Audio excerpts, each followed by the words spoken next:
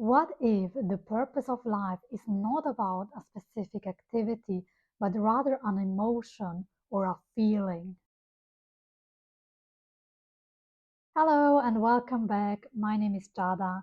In today's video, I want to talk about the idea that the purpose of life might not necessarily be related to a specific activity. I don't know about you, but whenever I thought about my purpose of life, about what I wanted to do with my life, I was always thinking about a specific activity. If you haven't watched the previous two videos, I highly recommend you do.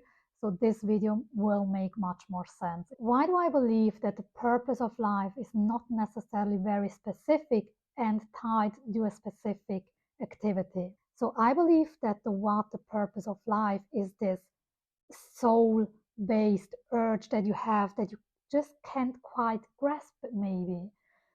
And eventually, the goal is to get this very unspecific feeling, this urge, into a very specific action, the why, the how. And this is what I mean, but the how can change over time.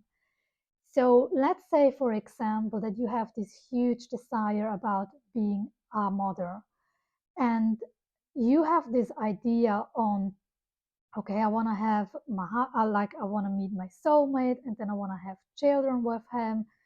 And this is all about the how, I believe, because your soul's purpose is about being a mother, it's about being a parent.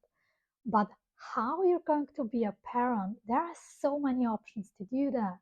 Like, you can be a mother by having your own children, but you can also be a mother to your co-workers, just being that motherly figure who takes care of everyone around you. Or this could also be by adopting children because you can't have your own children. And this is why I believe that the purpose of life is not necessarily very specific in the how, because depending on what you're going to experience there, the how you envision your purpose might not necessarily be possible for you. As I said with motherhood, that you are physically not able to get children, but that doesn't mean that you're still not able to fulfill your purpose. So you're basically taking away the fulfillment of your own purpose by tying it on a specific how. So if we take the example of a mother and you're like fixed on having your own children, but your soul's purpose is about motherhood,